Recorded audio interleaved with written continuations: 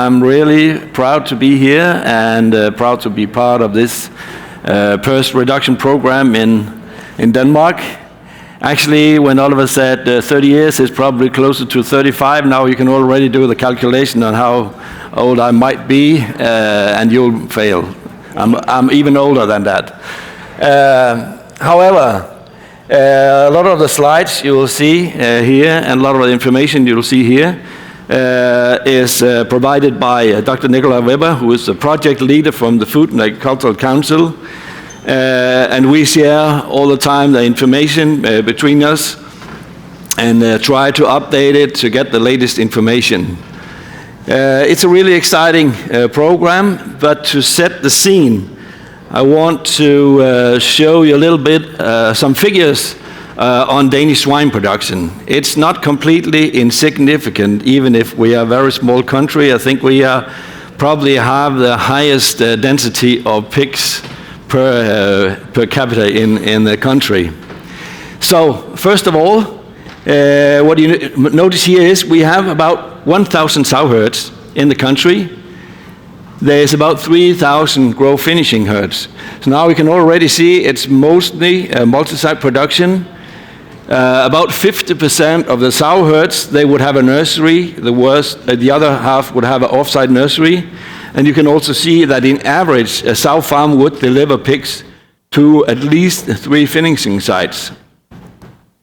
The average herd size is now 900 sows.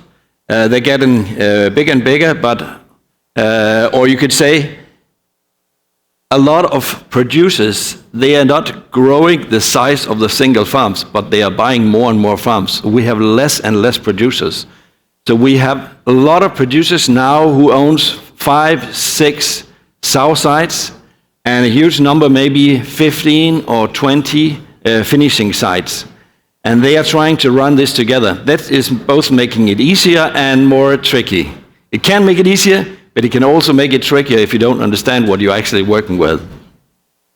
8,500 finishes per year per site. We have around 1 million sows, and we're producing about 31 million pigs. Roughly half of these are slaughtered in Denmark, and the other half is exported at 30 kilograms to either Poland or Germany mainly. But over the last couple of years, a lot went to Spain as well, because they were losing some. Now to some of the production figures here. I'm not showing it only to brag about it. It is impressive, but there's also some, you could say, challenges that comes with it. So the average weaned per sow per year is 35.6. If you have a 35.6 pigs weaned in your sow herd, you're not satisfied with that. That is not okay. The top 25, they would be above 40. So that is always the aim. If you are below 35, you're really doing a poor job. Then you have something to look at. Live born per litter average 18.5. Today, if you are on top of the genetics, you should in your first litter have 19.5. In your first litter. And then comes more on the top. Of course, this is something that is a challenge. No sows are able to wean 19.5 or 20 pigs. And a really strange thing has happened over the years. I don't know why. 25 years ago, or 30 years ago when I started, a sow would be able to wean, maybe if it was really good, 12 pigs. How much are they weaning today? 12 pigs. If you're really good, 13. If they're really, really good, 14. It means that 30% of the pigs has to be taken care of by a nurse sow. This is something that you really have to know how to do it. There's a huge challenge there. If you're doing it well, you can manage it. But it's not easy. Average daily weight gain is growing. They're growing fast now. 473 grams per day in nursery, and around 1,100 grams per day in the finishes. And the best 25%, they are around 1135. 1150. This is a very nice figure, but it also go into the gills. So the gills are now today growing faster than they used to do. They are also maturing earlier. And later on we can talk about the 12-week quarantine. But if you have gills that are maturing earlier and growing faster, you need to breed them earlier. And now that comes to another challenge with your quarantine. So some of the figures here are very nice, but they also putting an additional challenge to the production. We have a very fortunate situation in Denmark when it comes to biosecurity. We have very, very few hobby farms or backyard farms, mainly because it's so tricky to have it. There's so much paperwork you have to do, so it's really, really tough to have that. It's a long time ago we stopped the swill feedings. Live import of piglets has not been done for, I don't know, as long as I've been a veterinarian. You already heard that was a very long time, actually. And then all of the pigs are registered in a central system. So we know a lot about these herds. All of the movements, so when the pigs are moved between farms, it has to be recorded. So it's all of that is reported to a central database. So we know exactly where pigs are moving inside Denmark. We have trace on that. And that's even if you're moving it between your own sites. That doesn't take away the responsibility to report it. Then we are working with an SPF system since 1971, where we have a lot of information. And then we try to avoid, you saw that half of the pigs were exported to Germany and Poland. So there's a lot of transports going out of Denmark. And we have some nice washing facilities to make sure that then when these trucks are returning from high-risk areas, for example, they're going to Poland where there's ASF, and also in Germany, actually. So they are washed at the border before they are allowed to go to a farm. The SPF system was established back in 1971. And sometimes when we talk about this, in other places, some are starting a bit laughing and say, what SPF system? They're not really SPF, right? Specific pathogen free, they should be free of all the major pathogens. That was how it was started at the beginning, but it was quickly decided that if, for example, an SPF farm is breaking with MHIO, it's not kicked out of the system. To make sure that at least they do whatever they can to not get more diseases in, they maintained in the system, but now they just have the health declaration. So then you have in your declaration SPF plus MHIO. If you then get additional APP, it will be SPF plus MHIO plus APP, or plus PRRS type 2. And this declaration system works very well. It's completely transparent. So I can go into the SPF system, and then I can look up a herd number, and I can see exactly what diseases that would be there, and also when they were tested the last time. So I know if I want to buy pigs from that one. All of the transportations between the herds, they are managed by a logistics system in the SPF company. So even if there are transporters that are not part of the SPF has their own trucks, they're probably moving around 30% of the pigs. But there are only other private transporters. They all have to report into the SPF system logistics. And there are 5 guys standing there on a daily basis, looking at, like if they were in a flight control tower, looking at transports, where they are moving, and they get the update. If you have an acute outbreak of APP, it's reported into the system. And the guy at this center, he can say, okay, you can't go to this farm, you have to go somewhere else, or you have a lockdown because you have transported some pigs that were dangerous. So this is also another way to have it in control. 80% of the sow herds are part of the SPF system today, and much less of the grow finishes. But when it comes to PRRS, specifically for PRRS, all of them have to report into the SPF system. Now, to the strategy here. There's several reasons why you would want to eliminate PRRS, and Reed was telling about them already, a lot of them. There's an economic pressure on the farm when you have a PRRS. We have been focusing a lot on to avoid recombinations. It's not that we have suffered a lot for recombinations, not like US or other places actually, so it's much less. But still we're afraid of it, and it's mostly because of an incident that was back in 2019, where recombination between two type 1 strains, two type 1 vaccines, Unistrain and the Zoetis strain, they recombined and came into a negative Borstat.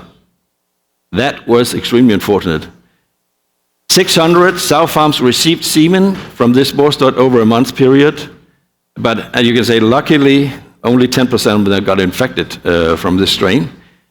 That happened back in 2019. This strain is still around. It has actually acted very, very strangely because it turned out to be a pure reproductive disease. No clinical signs, whatever, in nurseries or finishes, but high mortality in newborn piglets. And it's still there. So from this, it was also obvious that you cannot do this, handle this alone. You need to have an area control to do this. The good thing is we have this SPF system, so we have a health control system already in place, so we can just add a PRRS to it. And the other thing is that we have a PRRS negative breeding stock. All of the nucleus herds are PRRS negative. If one of them become positive, that happens now and then, rarely, it's not even every year, but they will be called immediately. Then we also have some multiplication herds that get hit now and then. Then they are also, most of them culled, or they are culled because you can't sell any gilts anymore. Actually, 2 weeks ago, there was one of the larger multiplication farms had a rebreak with type 2, and they are under elimination now because that's impossible to deal with. Of course, we need a lot of good data system. So we have all of the health information. We have the complete tracking of where pigs are going. So we know exactly where the pigs are. We know the numbers, where they are.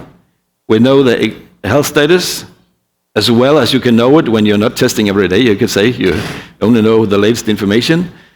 And then we know the trading patterns. Then we are in a very fortunate place, also geographically. Denmark, this is a small country which are producing the 31 million pigs. It's surrounded by water all the way around, except we have a 70-kilometer long border to Germany. And there are some farms, of course, south of the border. But I don't think since '92, when PRRS arrived in Denmark first time, we have seen any transmission of PRRS from Germany across that border. So that works very well. We have been dealing, so the veterinarians in Denmark have been dealing with elimination, not only on PRRS, but also APP and MHIO, because of the SPF system and the way that the pigs are priced in Denmark. So you have an additional price if they are negative to PRRS or negative to MHIO or negative to APP. There's always a lot of eliminations. I think if you go back and look at Congress posters, you'll see that there's a lot of posters over the time on elimination, and also from PRRS. 2022, after we had this recombination event, all the stakeholders, and I mean really all of them, they went together and decided on a program to eliminate PRRS. Danish Food and Agricultural Council, which is owned by the producers basically, the veterinarians, organizing the Veterinary Association, the Food Administration, and also all the slaughterhouses. They went together and decided on a program in order to improve the Danish the health of Danish pigs, and also reduce antibiotics. There's a lot of focus on antibiotic use. We have very low use, but it's still a goal to get lower. They set up an ambitious goal at that time. So they wanted now here in 2026 that 75% of the finishing herd should be negative to PRRS and 85% of the sow herds. The starting point is now 4 years ago, was that 25% of the finishing herds were negative and 58% of the sow herds. But at that time, we had a lot of unknowns. We got some help from the authorities because at that time, it was not mandatory to actually have a health status on PRRS. And that was put in place, so now everybody had to have a serological status. We use, different to most others, I don't think you do it, we do a lot of ELISA testing. So when we talk about PRRS negative farms, we are talking about ELISA negative farms. ELISA negative, which also means we're not dealing with wild type or a vaccine, because all of that creates antibodies. So when we're talking about negative farm, it has not been exposed and it's ELISA negative. On the positive farms, the veterinarians have to go there monthly and they do a clinical inspection, and if they have clinical sign, they have to do PCR. And then they will put a price deduction. So that's taking place now, that if you are delivering PCR positive pigs to the slaughterhouse, you have a price deduction per kilogram. The next phase is actually to move into also a virological surveillance. So at the moment, if you have a finishing farm, you can be seropositive and still deliver pigs to the slaughterhouse without any price deduction. In the future, if you have a ELISA positive, you will also have to do PCR, and then you're really in a different situation. That is why we have a fast increase in the number of farms, finishing farms, that's going negative. This has put an economical pressure on the seropositive finishing herds. For the pigs, that is 50% of the pigs, they're exported. There's no really pressure on those. That's only the pressure from the neighbors to not spread. But because of the finishing herd, there's more pressure to be able to deliver negative pigs, of course, in Denmark. And therefore, also for the sow herds, there's for the ones that want to sell to a farm that is a finishing farm, there's an incentive to go negative because there's again a price gap between a PRRS negative and a PRRS positive pig. So a lot of stuff has been initiated to deal with this. First of all, a common map or information map where you can see all the status of all the herds in Denmark was established by the Food and Agricultural Council. And then the whole of Denmark was divided into different regions. So basically, roughly you could say that in all of these small areas you have around 100 sites. And then you can see there's a very big difference in the prevalence of PRRS in the different areas. Basically, we have the islands here on the east, they have a very low prevalence, and then in Jutland, actually I live exactly here, just in the middle of all the red zones, there's a really high level. So we have here in these areas, more than 50% of the farms are positive, and here it's less than 2%. This map is available also to all of the stakeholders I mentioned at the beginning, so everybody can go into this map. So also you have access to it. What you see here, this is all of the farms, swine farms in Denmark are in this map. Green ones are PRRS negative, so serologically negative. Red ones are positive. Then you have some yellow ones. They are undergoing elimination. I'll come back to that later on. And then we have a few gray ones where there's an unknown status, mostly because there's actually no pigs. There's been established also a classification system. It is, of course, inspired by the ASV classification, but we have changed a little bit compared to that. So we have the unknown. Then we have the category 1, that is the unstable farms, where we have a PCR positive. They could be acute or they can be vaccinating, but it's not under control. And then we have category 2, where we have a regular mass vaccination. There could be a vaccination of piglets, but they are weaning PRRS-negative pigs, so they are stable herds. This is a very good situation to be in. This is a very stable situation. You can stay there for very long. You can stay there for years. So you can decide, if I'm in a high-risk area, you should actually not move on from this. That would put you in a very risky place. On the other hand, if you are in one of the green areas, you would immediately try to go to the next stage. This can be done by stop vaccinating gills. Then you are going under elimination, and these are the yellow ones, and they have put sentinel gills in there. So naive gills have to put into the system and stay there for 6 months and still be seronegative after 6 months, and then you go to green. So all of this system is daily updated. So when you submit samples to a laboratory, the laboratory results are immediately reported into the system, and then you will have the change in the map. So you can decide on a basis what you want to do. There's a lot of information in the map. Now we have taken a small area here, one of the red ones, and you can see there's 96 herds there. There are 118,000 slaughter pigs. There's 18,900 sows and 111,000 piglets just in this small area. And then you can see the share of the negatives, if it is integrated herds, sow herds, or growers, and so on. So this is some of the information. If you click on one of the dots, you get more information about this specific farm. It's 800 sows and 6,000 pigs. And this is probably gilt quarantine. They are also they're recorded here as finishing pigs. This is positive to Mycoplasma and PRRS type 2.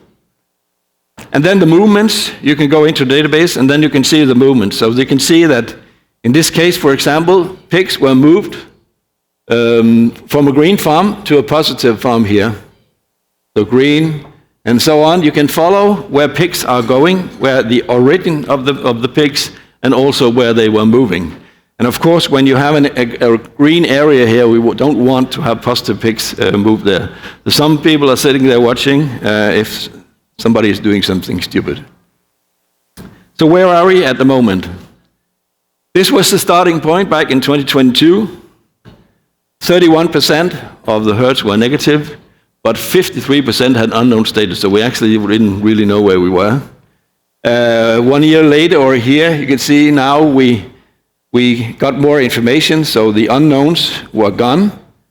And now we ended up with 27% positive and 63% negative. Already at that time, more farms started to do elimination. Now this is in general where we are today, 73% of the farms negative and 21% positive. So a stable reduction of herds is going negative. This is the share of the positive farms. You can see that 600 of the 900 farms that are positive, 649 is grow finishing farms. Then about 25 or 22% is sow herds, and then we have very few full line herds. They more and more. So as of January this year, we have 900 herds that are still positive. That's 21%. And the reduction from last year was 3.4%, and the year before was 5.3%. That became negative. So slowly going in the right direction. Now, where are we when it comes to sow herds and finishing herds? You see, this was a goal we set for this year, actually for now, basically. For the finishing herds, we had 72%, not far from 75%. I'm sure we will achieve it this year because of the pressure that I told about. For the sow herds, I'm also sure we will not achieve it this year, because a lot of these are exporting farms that really have no incentive necessarily to go negative. But everything is not all good. It's not that every farm that is going negative and nobody's going positive. So this is a map, for example. So this graph is showing the accumulated incidence of farms from 2024. So we started out in January, 3 farms achieved negative status, but actually 3 other farms became positive because we were reinfected. So when we ended the year of 24, 73 farms had gone negative, but we also had 23 that had become reinfected. And we go back over the years, you can see this number of reinfected farms are also decreasing. But again, this year we have some breaks, and now I talked about this multiplication farms that got infected, and this will affect the downstream, of course. But the number of negative farms are going up, and by this, the Food and Agricultural Council have calculated a risk of getting infected, dropping from 6.8% to 2.4%. But that is very dependent on the area you are in. So if you are in Zealand, for example, a very, very low risk of getting infected with PRRS. So this was how, if you look at the regional map, how it looked like in 2022. For example, we had an island here with a prevalence of 50%. And this is now how it looks like today. This island is now negative to PRRS, completely negative, and has been for a year now. This is Zealand, Copenhagen is here. It's very, very close. We have a few red dots up here. They are under elimination, so very close also. And also here, very close. And other areas, basically nothing really has happened there. Another thing important to mention, it's a voluntary system. There's no subsidies for the government or anybody else. It was also clear from the beginning that we need to have volunteer veterinarians and consultancies to take care of it, to be project leaders. So they started out with a few projects, but as veterinarians and consultants went into the system, more and more regions came in, and today there are projects going on in all of the regions in the countries. So, we have learned some stuff. Herd stabilization is absolutely necessary to do before you can move on, and Reed already talked a lot about this, and this is absolutely what we have learned. So we have adapted this, what Reed was talking about, load, close, and modernize. So when we have an unstable herd, this tool we go to load, close, and modernize, 2 times VAS vaccination with a modified live vaccine, close the herd for 210 days. We don't use live virus inoculation, it's prohibited, and we absolutely do everything to, I haven't seen it for many, many years. Another thing is the McRebel procedures, and we're not talking here about McRebel Light or something like that. We talk about McRebel, it's 100% compliance to at least the 10 golden management rules. If not, you'll fail. And then we do extensive PCR testing, testicle, tongues, oral fluid. You could add manure. We're using more and more manure as well. It works very well. And also carcass or juices from carcass boxes turned out to a very good material to look for PRRS. Other prerequisites, 12-week quarantine. Also ways introduce gilts through a quarantine. If you want to hear more about how we do that, you can listen to the jukebox session later on. We vaccinate gilt twice when they come into the quarantine, at arrival until 4 weeks later. It can be a good idea to reduce the sow numbers because we need to reduce the number of cross-fostering. Train the staff on McRebel rules, so training, really training, walking around in the farm with the staff where they have the responsibilities, go show what do we do and what can't you do, and then develop a solution with them. Not just tell, but develop the solution. And then when we are actually stable, maybe we want to do a partial depop of the nursery to move on, and therefore we keep some empty spaces. So, remember this if you want to hear more about a gilt introduction. So this has been going on. Now I have 16 seconds left. But you were gentle to read, so I guess, yeah. You'll shut me down, okay. It's been going on since 2022 now. I think we're doing fine. We're in good progress. 75% of the herds are negative. We have a problem with some of the sow herds, but we have large geographical areas that are actually negative to PRRS now, or close to be. One of the things, as areas are going negative, we need to put more and more attention into how pigs are traded. So we need really to make sure that positive pigs are not going into a negative area. And this can be tricky. So you can say, okay, I know when I'm selling 30 kilo piglets, of course I know if they're positive, so I know I couldn't sell them here. But what if I have a multiplication herd that's selling gilts over here, and they don't know yet that they're positive? So we cannot completely avoid that positive pigs are going to negative sites, but this is one of the big intentions. We have a very good local anchoring. We know exactly how to eliminate PRRS virus. We know, we have done it. I would say all of the veterinarians, swine veterinarians, they're very professional about this. They can do it in single farms. Then it becomes a little bit more challenging when we're talking a lot of farms, and when a producer has 15 or 20 sites, he would not have them just locally. He will have them in different places. And now we have also to work with the veterinarians in the other places. And then it becomes a little bit more tricky. We already have figures now on productivity. It increases when you remove PRRS from the farms. This is important. So the studies has been done. We have a lot of the farms that is basically only on paper positive, you could say.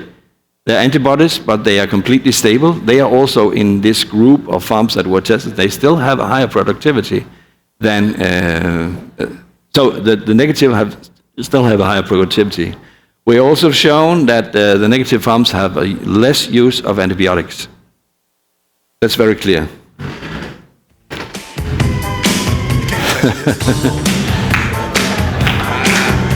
There's some things you have to do. And some things you can't do, some non-negotiables. You have a chance to actually listen to this as well. So, we need to make sure we don't introduce pigs into areas where it's risky. We're waiting for some new legislation because we have to have some legislation. At this time point, it's voluntarily not to, you could say, move pigs from a red area to a green area. It's not looking well at if you do it, but there's really nothing to come after. That has to be legislation. The PCR checking of herds on the positive herds and some other legislation we're waiting for. So more action plans. We also need a little bit more action plans, so contingency plans, as Reed said. What happens if we got a break in one of the green areas? How will we handle this? We're full steam ahead. All of the country is organized now. We have a lot of field experience already from the first year. We are improving diagnostics. We're starting to look at another diagnostic method. For example, to ensure in an easy way that negative farms are actually easy. Probably there we would use exactly carcass checks of carcass boxes and also test of manure from negative farms. It's a very easy way to check them because you don't have to enter the farm. You could do it from outside the farm. So one technician could actually go from farm to farm without risking anything when we are doing this. So, thank you for listening.